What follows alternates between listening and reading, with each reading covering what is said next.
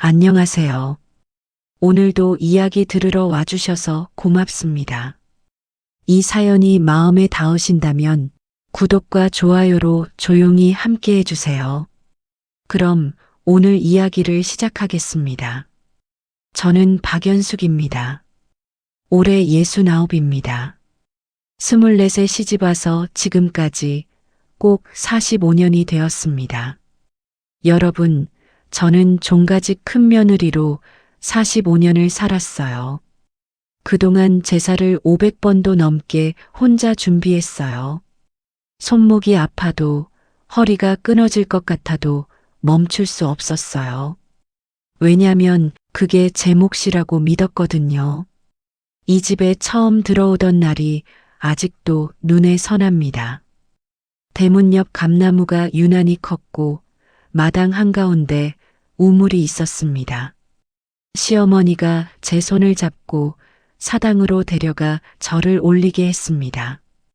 그때 저는 몰랐습니다. 그게 제 인생 전부가 될 줄은요. 45년 동안 제가 지낸 제사만 해도 500번이 넘습니다. 매달 한 번씩은 꼭 있었습니다. 할아버지 기일, 할머니 기일, 시아버지 기일. 명절 차례까지 합치면 1년에 20번도 넘었습니다. 손으로 세어보니 그렇더군요. 처음엔 시어머니와 함께 했습니다. 옆에서 배우며 했지요. 나물 무치는 법, 전 부치는 순서, 상 차리는 위치까지. 시어머니는 말이 없는 분이셨지만 손은 정확했습니다. 저는 그 손을 따라 익혔습니다. 시어머니가 돌아가신 후부터는 혼자였습니다. 제삿날 전날이면 새벽 5시에 일어나 시장에 갔습니다. 나물 10가지, 생선 3가지, 고기, 두부, 과일. 장바구니 2개를 들고 버스를 탔습니다. 손목이 저리고 아파도 내려놓을 수 없었습니다. 집에 돌아오면 바로 부엌에 들어가 저녁 늦게까지 일했습니다. 도라지는 가늘게 찢고 고사리는 삶아서 볶고 시금치는 데쳐서 무쳤습니다. 북어는 불려서 찢고 명태전은 한 장 한 장 정성껏 부쳤습니다. 잡채는 재료마다 따로 볶아 섞었습니다.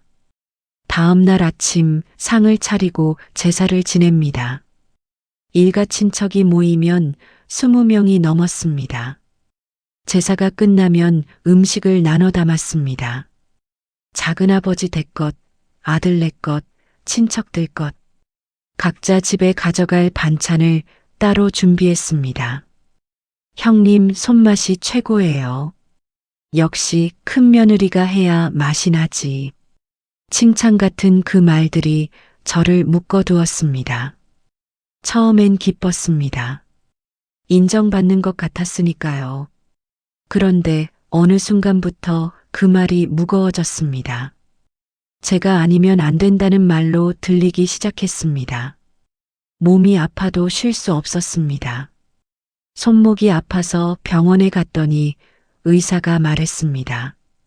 무리하지 말라고, 쉬어야 한다고. 하지만 다음 제삿날은 정해져 있었습니다. 제가 안 하면 누가 합니까? 파스를 붙이고 진통제를 먹으며 또 부엌에 섰습니다. 어머니, 제가 도와드릴게요. 며느리 서연이가 가끔 그렇게 말했습니다. 착한 아이입니다. 하지만 며칠 일하다 보면 지쳐서 눈치를 봤습니다. 결국 제가 다 하는 게 편했습니다. 가르치는 것보다 직접 하는 게 빠르고 정확했으니까요. 남편 정길이는 아무 말도 하지 않았습니다. 당신이 하던 거 아니가. 조용히 넘어가야 집안이 편해. 그게 전부였습니다. 도와준 적은 없었습니다. 제사 당일에 와서 상을 보고 말했습니다. 나물이 좀 싱거운 것 같은데 전이 좀 두껍지 않나? 평가만 했습니다. 손은 까딱하지 않으면서요. 그렇게 45년이 흘렀습니다. 어느 날 문득 거울을 보니 낯선 사람이 서 있었습니다. 허리는 구부러져 있고 손목은 퉁퉁 부어 있었습니다. 얼굴엔 주름이 깊게 패여 있었습니다. 저는 스스로에게 한 번도 물어본 적이 없었습니다. 이건 정말 내 몫이 맞나? 나는 왜 혼자 하고 있나? 당연한 일이라고 생각했습니다. 큰 며느리니까요. 종가집이니까요. 제가 안 하면 집안이 무너질 거라고 믿었습니다. 그런데 지난달이었습니다. 허리와 손목 통증이 너무 심해서 병원에 갔습니다. 접수대에서 간호사가 물었습니다. 어르신, 보호자분은 같이 오셨어요? 저는 핸드폰을 꺼내 전화를 걸었습니다. 남편에게, 아들에게, 며느리에게 모두 바쁘다고 했습니다. 혼자 검사를 받고 혼자 결과를 들었습니다. 혼자 약을 타서 집으로 돌아왔습니다. 옆 침대에는 할머니 한 분이 누워 계셨습니다. 가족들이 둘러앉아 있었습니다. 손을 잡아주고 과일을 깎아주고 이야기를 나누고 있었습니다. 저는 그 모습을 보다가 처음으로 이런 생각이 들었습니다. 나는 필요할 때 혼자구나. 집으로 돌아오는 버스 안에서 눈물이 났습니다. 참았습니다. 사람들이 보니까요. 그날 밤 잠이 오지 않았습니다. 제 인생이 주마등처럼 지나갔습니다. 부엌에서 보낸 시간들, 장바구니를 들고 오르던 계단들, 아픈 손목을 감싸며 전을 붙이던 순간들, 그리고 깨달았습니다. 이건 제 몫이 아니었습니다. 제가 선택한 삶도 아니었습니다. 다만 아무도 거부하지 않았기 때문에 제가 계속했을 뿐이었습니다. 그때부터 무언가가 조금씩 달라지기 시작했습니다. 병원에서 돌아온 다음 날 손목이 더 아팠습니다. 밤새 잠을 설쳤더니 아침에 일어나기가 힘들었습니다. 그래도 일어나야 했습니다. 남편 아침 차려야 하니까요. 부엌에 서서 국을 끓이는데 손목에서 뚝 소리가 났습니다. 국자를 놓쳤습니다. 바닥에 국물이 쏟아졌습니다. 아이고, 소리가 절로 났습니다. 남편이 부엌 문을 열었습니다. 왜 그래? 손목이 좀 아파서요. 병원 갔다 왔잖아. 약 먹어. 그게 전부였습니다. 남편은 다시 방으로 들어갔습니다. 저는 바닥을 닦고 다시 국을 끓였습니다. 왼손으로 국자를 들었습니다.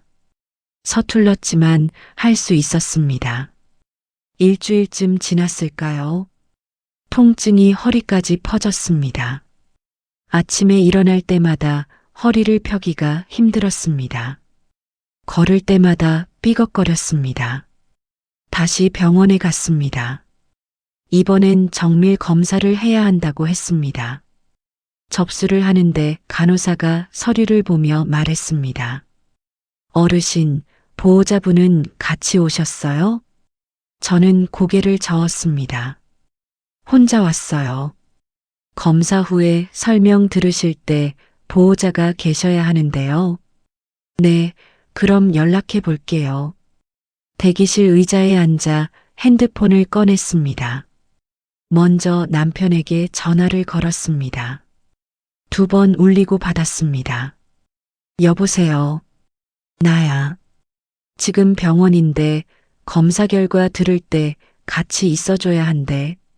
오늘? 응. 나 오늘 친구들 만나기로 했어. 중요한 모임이야. 그래도 병원인데. 다음에 가면 안 돼? 급한 거야? 저는 말문이 막혔습니다. 급하다고 해야 할까요? 아니라고 해야 할까요? 알았어. 전화를 끊었습니다. 아들에게 문자를 보냈습니다. 민호야, 엄마 병원인데 검사 결과 들을 때 같이 있어줄 수 있어?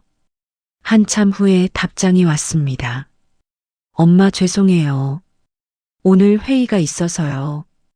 큰 프로젝트라 빠질 수가 없어요. 며느리에게도 전화를 걸었습니다. 어머니, 무슨 일이세요? 서연아, 혹시 오늘 시간 되니? 오늘이요? 오전엔 아이 학교 가고 오후엔 학원 데려다 줘야 해서요. 아, 그래. 괜찮아. 무슨 일이세요? 급하신 거예요? 아니야, 괜찮아. 그냥 물어본 거야. 전화를 끊고 한참 멍하니 앉아 있었습니다. 검사실로 들어갔습니다. X-레이를 찍고 MRI를 찍었습니다. 차가운 기계 소리가 울렸습니다. 혼자 누워서 천장을 보았습니다. 1시간쯤 지나 진료실로 갔습니다. 의사가 영상을 보여주며 말했습니다.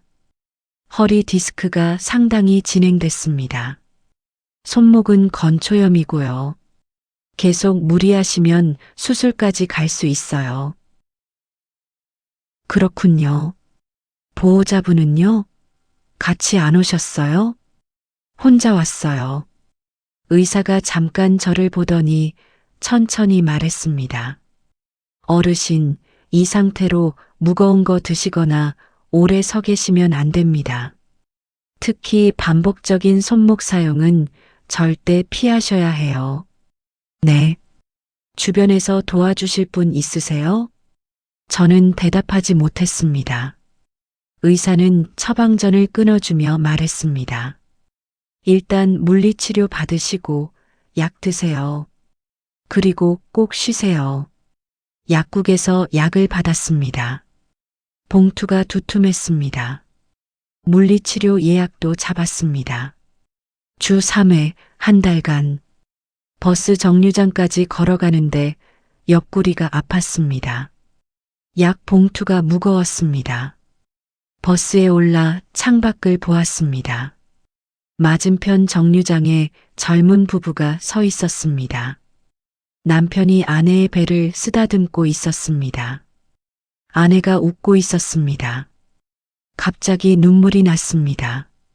45년 전 저도 저랬을까요? 남편이 제 손을 잡아줬을까요? 제가 아플 때 옆에 있어줬을까요? 기억이 나지 않았습니다. 집에 돌아오니 남편은 없었습니다. 친구 만나러 나갔겠지요. 부엌 식탁에 쪽지가 있었습니다. 저녁은 밖에서 먹고 올게. 저는 약 봉투를 식탁에 내려놓았습니다. 소파에 앉았습니다. 창밖이 어두워졌습니다. 불을 켜지 않았습니다. 그냥 앉아 있었습니다. 핸드폰이 울렸습니다. 작은아버지였습니다. 형수 나야. 네, 도련님. 다음 주 할아버지 기일인데 준비 잘 되고 있지? 그게요. 뭐? 제가 지금 몸이 좀 안 좋아서요. 아, 그래. 그래도 제사는 지내야지. 병원에서 무리하지 말래요. 잠깐 침묵이 흘렀습니다. 형수, 아픈 건 알겠는데. 제사는 제사잖아. 우리 집안이 얼마나 오래된 줄 알아. 조상님 모시는 걸 어떻게 안 해. 그래도 제 몸이. 알았어, 알았어. 그럼 좀 간단하게라도 해봐. 응? 전화가 끊어졌습니다. 저는 핸드폰을 내려놓고 손목을 만졌습니다. 퉁퉁 부어 있었습니다. 의사 말이 떠올랐습니다. 계속 무리하시면 수술까지 갈 수 있어요. 하지만 다음 주면 제삿날입니다. 저는 달력을 보았습니다. 빨간 동그라미가 쳐져 있었습니다. 제 손글씨로 할아버지 기일이라고 적혀 있었습니다. 그 순간 이상한 생각이 들었습니다. 이 빨간 동그라미들이 제 인생을 다 먹어버린 건 아닐까? 저는 달력을 한참 바라보았습니다. 45년 동안 매달 표시했던 날들. 빨간 동그라미, 빨간 동그라미, 또 빨간 동그라미. 그 안에 제가 있었습니다. 밤 10시쯤 남편이 들어왔습니다. 다녀왔어. 네. 병원은 어땠어? 디스크래요. 손목도 안 좋대요. 그래. 약 먹어. 금방 나을 거야. 남편은 방으로 들어갔습니다. 저는 거실에 혼자 앉아 있었습니다. 처음으로 이런 생각이 들었습니다. 나는 필요할 때 혼자구나. 아플 때도 혼자, 검사 받을 때도 혼자, 결과 들을 때도 혼자. 그런데 제삿날만 되면 모두 모입니다. 제가 차린 음식을 먹으러. 저는 그날 밤 잠을 이루지 못했습니다. 천장을 보며 생각했습니다. 이번엔 달라야 한다고. 이번엔 말을 해야 한다고. 제 입으로, 제 목소리로. 제삿날 일주일 전부터 몸이 더 안 좋아졌습니다. 아침에 일어나면 허리가 굳어 있었습니다. 화장실 가는 것도 힘들었습니다. 손목은 수저를 들기도 어려웠습니다. 물리치료를 받으러 갔습니다. 치료사가 말했습니다. 어르신, 상태가 나아지려면 정말 쉬셔야 해요. 무리하시면 안 돼요. 네. 특히 무거운 거 들거나 손목 쓰는 일은 절대 안 됩니다. 집으로 돌아오는 길에 마음을 정했습니다. 이번엔 말해야겠다고. 저녁 식사 후 남편에게 말했습니다. 여보, 왜? 다음 주 제사 말인데요. 제가 이번엔 못할 것 같아요. 남편이 신문을 내려놓고 저를 보았습니다. 갑자기 무슨 소리야? 병원에서 무리하지 말래요. 손목도 허리도 안 좋대요. 약 먹으면 되잖아. 약 먹어도 안 나아요. 남편이 한숨을 쉬었습니다. 그래도 제사는 지내야지. 안 지낼 수는 없잖아. 저 말고 다른 사람이 하면 안 될까요? 다른 사람? 아드님이나 서연이나 그 사람들이 어떻게 해? 당신이 해야지. 저도 사람이에요. 아프면 쉬어야죠. 남편의 목소리가 낮아졌습니다. 당신 지금 집안일 안 하겠다는 거야? 그게 아니라 제사를 안 지내면 사람들이 뭐라고 하겠어. 조용히 넘어가. 조금만 참아. 남편은 다시 신문을 펼쳤습니다. 대화는 거기서 끝났습니다. 다음 날 작은아버지 댁에 전화를 걸었습니다. 용기를 내서 말했습니다. 도련님, 저 몸이 많이 안 좋아요. 이번 제사는 못하겠어요. 전화 너머로 침묵이 흘렀습니다. 그러더니 작은아버지가 말했습니다. 형수, 나도 형수 힘든 거 안다고. 그런데 말이야. 제사는 제사잖아. 조상님은 어떡하고. 몸이 정말 안 좋아요. 병원에서. 알아. 그런데 우리 집안이 몇 대째 이어진 줄 알아? 한 번 안 지내면 계속 안 지내게 돼. 저 말고 다른 분이. 누가 해? 형수만큼 잘하는 사람이 어디 있어. 전화를 끊고 나니 가슴이 답답했습니다. 그날 오후 작은 어머니가 집으로 찾아왔습니다. 현관문을 열자마자 말했습니다. 형님, 우리 도련님한테 들었어요. 네. 아픈 건 알겠는데요. 그래도 제사는 지내야죠. 제 몸이 정말. 작은 어머니가 제 말을 끊었습니다. 저도 허리 아파요. 무릎도 안 좋고.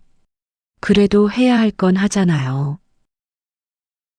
그리고 형님, 솔직히 말할게요. 형님 아니면 맛이 안 나요.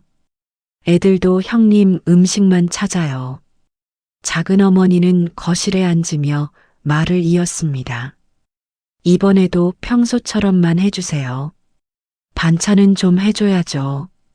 우리 집 가져갈 나물도 담아주고요.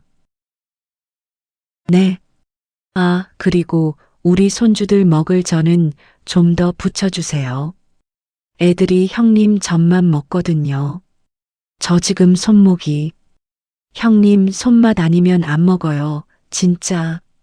지난번에 제가 해봤는데 한 입도 안 먹더라고요. 작은 어머니는 차 한 잔 달라고 했습니다.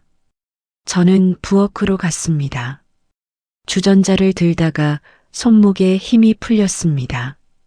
주전자가 싱크대에 떨어졌습니다. 쿵 소리가 났습니다. 형님, 괜찮아요? 네, 괜찮아요. 괜찮지 않았습니다. 왼손으로 겨우 차를 타서 내왔습니다. 작은 어머니는 차를 마시며 말했습니다. 형님, 우리 집안 체면도 있고, 그러니까 이번에도 잘 부탁해요. 제가 반찬통 가져올게요. 나물이랑 전이랑 좀 담아주세요. 작은 어머니가 돌아가고 난 뒤 저는 소파에 주저앉았습니다. 손이 떨렸습니다. 그제야 알았습니다. 제사는 핑계였습니다. 사람들은 제가 편했던 겁니다. 제가 다 준비하고, 제가 다 치우고, 제가 음식까지 나눠주니까, 제가 내하고 받아주니까, 그들은 저를 놓치고 싶지 않았던 겁니다. 저녁에 아들 민호가 전화를 했습니다. 엄마, 응, 작은아버지한테 들었어요. 제사 안 한다고요? 몸이 안 좋아서. 엄마, 저도 엄마 힘든 거 알아요. 그런데 제사를 안 지내면 어떡해요? 민호야, 내가 하면 안 될까? 저요? 응, 내가 이제 어른이잖아. 한참 침묵이 흘렀습니다. 엄마, 저 일도 바쁘고, 서연이도 애들 키우느라 힘든데요. 엄마도 힘들어. 엄마가 하던 거잖아요. 지금까지 다 하셨으면서 갑자기 왜 그러세요? 가슴이 무너졌습니다. 엄마가 하던 거? 네. 엄마 잘하시잖아요. 그냥 이번에도 해주세요. 전화를 끊었습니다. 저는 거실 바닥에 주저앉았습니다. 45년이 떠올랐습니다. 제가 잘한다고 했던 그 말들, 형님이 최고라던 그 말들, 모두 제게 짐을 지우려는 말이었습니다. 제가 거절하지 못하게 만드는 말이었습니다. 저는 침대에 누웠습니다. 천장을 보며 생각했습니다. 내 몸이 무너져도 이 사람들은 멈추지 않는구나. 눈물이 났습니다. 참지 않았습니다. 소리내어 울었습니다. 오랜만이었습니다. 이렇게 우는 게 한참을 울고 나니 마음이 조금 비었습니다. 그리고 이상하게도 무언가 단단해지는 느낌이 들었습니다. 이제 알았습니다. 이 사람들은 변하지 않습니다. 제가 아무리 말해도, 제가 아무리 아파도 그들은 제가 내 할 때까지 기다릴 겁니다. 그렇다면 제가 바꿔야 했습니다. 제가 먼저 말해야 했습니다. 아니요라고, 더는 못하겠어요라고 제가 먼저 내려놓아야 했습니다. 다음 날 아침 저는 작은아버지 댁에 전화를 걸었습니다. 손이 떨렸지만 목소리는 단단했습니다. 도련님, 응, 형수, 무슨 일이야? 제사 말인데요. 응, 준비 잘 되고 있지? 아니요. 뭐? 이번엔 정말 못하겠어요. 형수, 그게 무슨, 대신 다른 방법을 제안하고 싶어요. 작은아버지는 말이 없었습니다. 저는 천천히 또박또박 말했습니다. 앞으로 제사는 각자 집에서 준비해 와서 산소에서 간단히 지내요. 뭐, 저는 더 이상 상차림을 맡지 않겠습니다. 전화 너머로 긴 침묵이 흘렀습니다. 그리고 폭풍이 시작되었습니다. 전화 너머로 작은아버지의 목소리가 터져 나왔습니다. 형수, 지금 정신이 있어? 제사를 각자 준비해 오라고? 네. 그럼 체면은 어떡하고? 우리 집안이 뭐가 되는 거야? 도련님 체면보다 제 몸이 먼저예요. 형수, 당신 지금. 저는 조용히 말했습니다. 저 더 이상 못합니다. 산소에서 간단히 지내든지 아니면 다른 분이 하세요. 전화를 끊었습니다. 핸드폰이 다시 울렸습니다. 받지 않았습니다. 손이 떨렸습니다. 가슴이 두근거렸습니다. 하지만 후회는 없었습니다. 1시간쯤 지나 남편이 전화를 받으라고 했습니다. 작은아버지가 화났어. 당신 뭐라고 한 거야? 제가 더 이상 제사 준비 못한다고 했어요. 뭐? 앞으로는 각자 준비해서 산소에서 간단히 지내자고요. 남편의 얼굴이 굳었습니다. 당신 미쳤어? 아니요. 정신 차렸어요. 집안이 뭐가 되는지 알아? 집안보다 제가 먼저예요. 남편이 소리를 질렀습니다. 45년 동안 해오던 걸 왜 지금 안 한다는 거야? 45년 동안 했으니까 이제 그만하는 거예요. 저 혼자 다 하는 건 이제 끝이에요. 남편은 말없이 방으로 들어갔습니다. 문을 쾅 닫았습니다. 저는 거실에 앉았습니다. 무서웠습니다. 떨렸습니다. 하지만 이상하게 마음은 가벼웠습니다. 다음 날 작은 어머니가 찾아왔습니다. 얼굴이 일그러져 있었습니다. 형님, 어제 도련님한테 무슨 말을 한 거예요? 제가 더 이상 제사 준비를 못한다고 했어요. 큰 며느리가 빠지면 말이 돼요? 체면이 있지. 저는 천천히 말했습니다. 체면은 누군가의 희생 위에 세우는 게 아니에요. 뭐? 제 몸이 무너지면서까지 지킬 체면은 없어요. 그래도 이제 집안일은 집안 사람들이 나눠서 해야죠. 작은 어머니가 소리를 높였습니다. 형님 음식 아니면 애들이 안 먹는다니까요. 그럼 익숙해져야죠. 저도 이제 못합니다. 형님, 돌아가세요. 더 이상 할 말 없어요.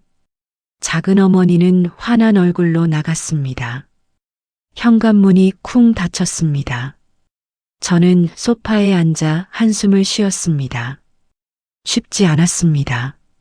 사흘 동안 집 전화가 계속 울렸습니다. 친척들이었습니다. 형수님, 제사를 어떻게 안 지내요? 집안 어른들이 뭐라고 하시겠어요? 저는 같은 대답만 했습니다. 죄송하지만 저는 더 이상 못합니다. 전화를 끊고 나면 가슴이 답답했습니다. 하지만 물러서지 않았습니다. 제삿날 전날 아들 민호가 찾아왔습니다. 며느리 서연도 함께였습니다. 엄마, 왔니? 엄마, 내일 제사 어떡할 거예요? 각자 준비해서 산소에서 지내면 돼. 정말요? 응. 엄마는 안 해. 민호가 난처한 얼굴로 서연을 보았습니다. 서연이 조심스럽게 물었습니다. 어머니, 저희가 뭘 준비하면 될까요? 간단하게. 과일이랑 나물 몇 가지면 돼. 각자 집에서 해와. 네. 민호가 말했습니다. 엄마, 작은아버지가 엄청 화나셨는데요. 알아. 정말 괜찮으세요? 저는 아들을 보았습니다. 민호야, 엄마 지금 아파. 많이 아파. 병원에서 계속 무리하면 수술한다고 했어. 그렇게 심각해요? 응. 그런데 아무도 안 도와줬어. 아빠도 너도. 민호가 고개를 숙였습니다. 죄송해요, 엄마. 이제라도 알면 됐어. 앞으로 같이 하자. 서연이 제 손을 잡았습니다. 어머니, 저희가 할게요. 어머니는 쉬세요. 눈물이 났습니다. 처음으로 누군가 제 편이 되어주는 것 같았습니다. 제삿날 아침이 밝았습니다. 저는 부엌에 서지 않았습니다. 옷만 갈아입고 산소로 갔습니다. 산소 앞에 친척들이 모여 있었습니다. 각자 봉투와 그릇을 들고 있었습니다. 작은아버지가 인상을 찌푸렸습니다. 형수, 이게 뭐야? 제대로 된 상도 없고, 오늘부터는 이렇게 하기로 했어요. 말이 돼? 조상님 앞에서 저는 단호하게 말했습니다. 조상님도 산 사람이 먼저 건강해야 기뻐하실 거예요. 작은아버지는 더 이상 말하지 못했습니다. 민호와 서연이 준비해 온 음식을 꺼냈습니다. 과일, 나물 몇 가지, 전 몇 장, 소박했습니다. 하지만 정성이 담겨 있었습니다. 다른 친척들도 하나씩 꺼냈습니다. 비록 서툴렀지만 각자 준비한 음식들이었습니다. 제사는 짧게 끝났습니다. 30분도 안 걸렸습니다. 예전처럼 2시간씩 걸리지 않았습니다. 예전처럼 화려하지도 않았습니다. 하지만 그것으로 충분했습니다. 제사가 끝나고 집으로 돌아왔습니다. 남편이 거실에 앉아 있었습니다. 어떻게 됐어? 끝났어요. 잘 지냈어요. 앞으로도 이렇게 할 거예요. 남편이 한참을 말없이 앉아 있더니 말했습니다. 당신 고집이 세네. 고집이 아니에요. 당연한 거예요. 남편은 더 이상 말하지 않았습니다. 저는 방으로 들어가 누웠습니다. 몸은 여전히 아팠습니다. 하지만 마음은 가벼웠습니다. 창밖으로 햇살이 들어왔습니다. 따뜻했습니다. 저는 눈을 감았습니다. 그리고 생각했습니다. 제사를 없앤 게 아니구나. 희생을 없앤 거구나. 일주일쯤 지났을까요? 서연이 전화를 했습니다. 어머니, 요즘 어떠세요? 괜찮아. 물리치료 받고 있어. 다행이에요. 저, 어머니께 드릴 말씀이 있어요. 뭔데? 그동안 어머니 힘드신 거 알면서도 못 도와드려서 죄송해요. 저도 눈치 보느라 피하기만 했어요. 괜찮아, 서연아. 아니에요. 어머니 혼자 너무 힘드셨을 거예요. 목소리가 떨렸습니다. 앞으로는 제가 도와드릴게요. 명절도 제사도 같이 해요. 눈물이 났습니다. 고마워, 서연아. 전화를 끊고 한참을 울었습니다. 이번엔 슬픈 눈물이 아니었습니다. 다음 날 남편이 말했습니다. 당신 말이 맞았어. 내가 너무 모르는 척했어. 미안해. 45년 만에 처음 듣는 말이었습니다.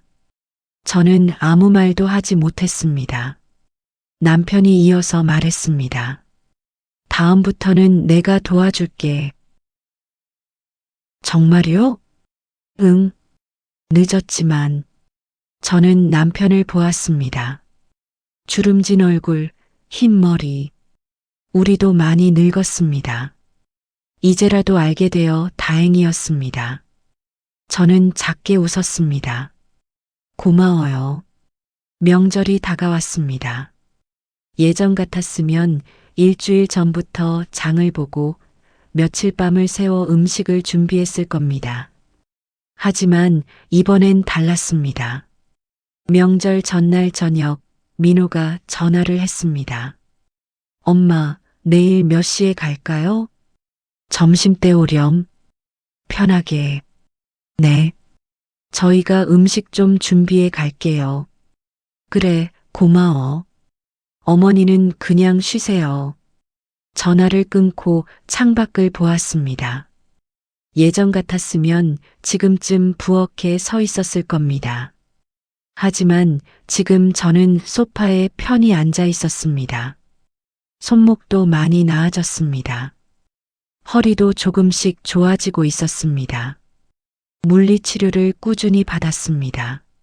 무리하지 않았습니다. 의사가 말했습니다. 많이 좋아지셨네요. 이 상태 유지하세요. 명절 아침이 밝았습니다. 저는 천천히 일어났습니다. 서두르지 않았습니다. 간단히 세수를 하고 옷을 갈아입었습니다. 부엌에 가서 물을 끓였습니다. 차 한 잔을 마셨습니다. 창밖으로 햇살이 들어왔습니다. 평화로웠습니다. 남편이 일어나 거실로 나왔습니다. 잘 잤어? 응. 당신은? 나도. 남편이 부엌으로 와서 물을 받아 마셨습니다. 오늘 민호네 온다며? 응. 점심때. 뭐 준비할 거 없어? 아니, 애들이 준비해 온대. 그래. 우리는 그냥 편하게 있으면 돼. 남편이 잠깐 망설이더니 말했습니다.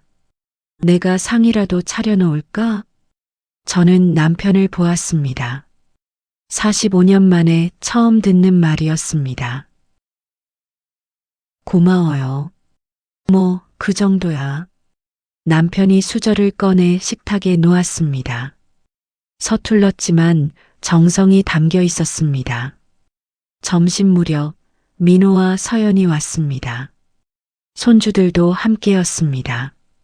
할머니, 어머니 왔어요. 어서 와. 서연이 큰 봉투를 들고 있었습니다. 어머니, 저희가 음식 좀 준비했어요. 고생했네. 아니에요.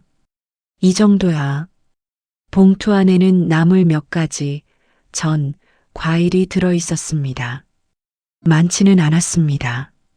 하지만 충분했습니다. 서연이 음식을 상에 올렸습니다. 민호가 그릇을 날랐습니다. 손주들은 할머니 옆에 앉았습니다. 할머니, 오늘은 뭐해요? 그냥 밥 먹고 이야기하면 돼. 와, 좋아. 예전처럼 화려한 상차림은 없었습니다. 하지만 따뜻했습니다.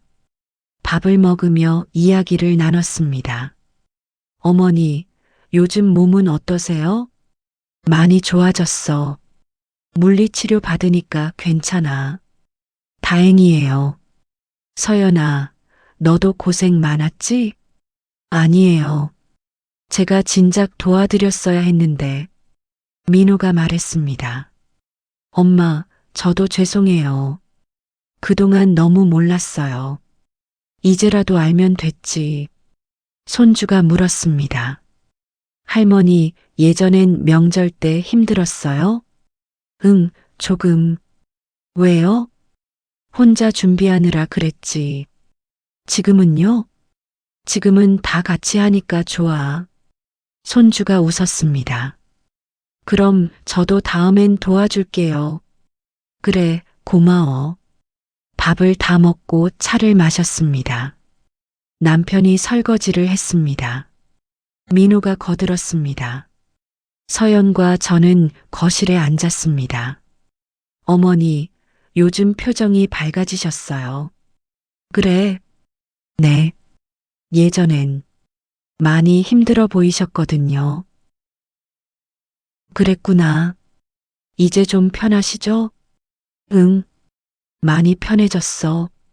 서연이 제 손을 잡았습니다. 어머니, 그동안 정말 고생 많으셨어요. 괜찮아. 아니에요. 저희가 너무 몰랐어요. 눈물이 날 것 같았습니다. 참았습니다. 이제 알면 됐어. 앞으로 같이 하자. 네, 어머니. 저녁 무렵 민호네 가족이 돌아갔습니다. 엄마, 다음 주에 또 올게요. 그래. 조심히 가. 어머니, 몸조리 잘하세요. 응, 너희도. 현관문이 닫혔습니다. 집이 조용해졌습니다. 남편과 저는 거실에 앉았습니다. 오늘 좋았네. 응, 예전보다 훨씬 편하고. 당신 결정이 옳았어. 저는 남편을 보았습니다. 고마워요. 이제라도 이렇게 말해줘서. 남편이 제 손을 잡았습니다. 오랜만이었습니다. 미안해. 그동안 너무 힘들었지. 이제 괜찮아요. 앞으로는 내가 더 도와줄게. 같이 해요. 우리. 창밖이 어두워졌습니다. 저는 소파에 기대 눈을 감았습니다. 평온했습니다. 지난 몇 달이 떠올랐습니다. 병원에서 혼자 결과를 듣던 날, 전화를 걸었지만 모두 바쁘다던 날, 작은아버지와 작은어머니에게 거절하던 날, 무서웠습니다. 떨렸습니다. 하지만 해냈습니다. 그리고 깨달았습니다. 제사를 없앤 게 아니었습니다. 희생을 없앤 것이었습니다. 조상을 모신다는 건 산 사람을 먼저 살게 하는 일이었습니다. 누군가 쓰러지면서까지 지킬 전통은 없었습니다. 방식을 바꿨을 뿐인데 모든 게 달라졌습니다. 제사는 여전히 이어졌습니다. 하지만 이제 혼자가 아니었습니다. 가족이 함께했습니다. 명절도 달라졌습니다. 더 이상 전날 밤을 새우지 않았습니다. 부엌에서 쓰러지지 않았습니다. 가족과 웃으며 밥을 먹었습니다. 그것으로 충분했습니다. 며칠 후 물리치료를 받으러 갔습니다. 치료사가 말했습니다. 어르신 많이 좋아지셨어요. 계속 이렇게 관리하세요. 네, 고맙습니다. 무리하지 마시고요. 안 그럴게요. 집으로 돌아오는 길에 공원을 지나갔습니다. 벤치에 할머니 몇 분이 앉아 계셨습니다. 저도 벤치에 앉았습니다. 햇살이 따뜻했습니다. 옆에 계시던 할머니가 말을 걸었습니다. 날씨 좋네요. 그러게요. 따님이랑 사세요? 아니요, 남편이랑요. 아, 그래요? 저도 그래요. 자식들은요? 가끔 와요. 예전엔 자주 왔는데. 그래도 오시면 좋죠. 그럼요. 얼굴 보는 것만으로도 좋아요. 할머니가 웃었습니다. 저도 웃었습니다. 예전 같았으면 이렇게 공원에 앉아 있을 시간이 없었을 겁니다. 부엌에서 뭔가를 준비하고 있었겠죠. 하지만 지금은 달랐습니다. 저에게도 시간이 생겼습니다. 쉴 수 있는 시간, 숨 쉴 수 있는 시간, 저답게 살 수 있는 시간. 집으로 돌아와 거울을 보았습니다. 주름은 여전했습니다. 흰 머리도 많았습니다. 하지만 표정이 달라져 있었습니다. 조금 더 편안해 보였습니다. 조금 더 밝아 보였습니다. 저는 거울 속 제게 말했습니다. 수고했어요. 이제 좀 쉬어요. 그날 밤 잠자리에 들기 전에 생각했습니다. 앞으로 어떻게 살까? 남은 인생을 어떻게 보낼까? 답은 간단했습니다. 제가 하고 싶은 것을 하며 살면 되는 겁니다.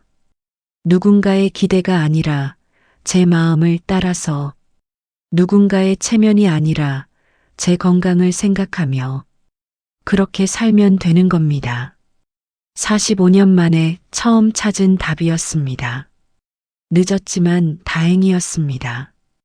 아직 시간이 남았으니까요. 창밖으로 별이 보였습니다. 오랜만에 보는 별이었습니다. 예전엔 별 볼 여유가 없었습니다. 하지만 지금은 볼 수 있었습니다. 저는 눈을 감았습니다. 편안한 마음으로 내일도 좋을 거라는 기대를 안고 어르신 여러분, 전통은 지켜야 할 때도 있지만 사람을 아프게 한다면 고쳐야 하는 것이기도 합니다. 혹시 지금도 내가 안 하면 안 된다며 혼자 버티고 계시다면 오늘 이야기처럼 방식을 바꿀 용기를 한번 생각해 보세요. 비슷한 경험이 있으시면 댓글로 조용히 남겨주셔도 좋습니다. 우리는 혼자가 아니니까요.